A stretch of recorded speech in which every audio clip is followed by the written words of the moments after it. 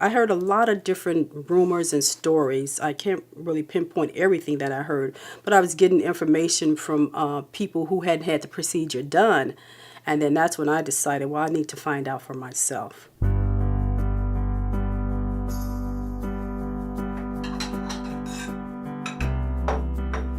When I first heard about colon screening, it probably was from news reporter Katie Couric. I had heard that her husband had died from colon disease.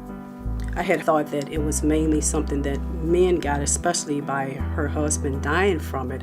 I didn't think that it affected women as much as it did. But I felt very nervous about the colonoscopy. I actually think I put it off maybe from 3 to 6 months. I didn't go and have it done.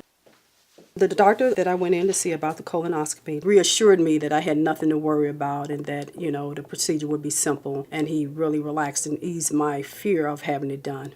He did explain to me that I would have to drink a solution that cleanses the body out. When I got to the drugstore and got the prescription, it was a huge plastic bottle that seems like it was about 100-gallon size. It was really huge. It was really large.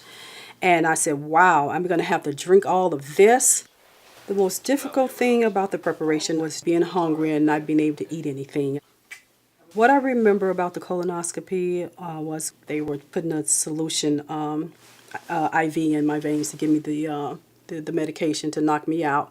And after that, I think he said, start counting from 100. I think I got to 98, and that's all I remember. The first thing I did after the colonoscopy, I headed to the Old Country Buffet and ate my heart out. I think I'm going to have another colonoscopy done in probably about 3 years. The colonoscopy was not scary at all. All that fear I had and doubt and anxiety was just a waste of time. A colonoscopy was a piece of cake.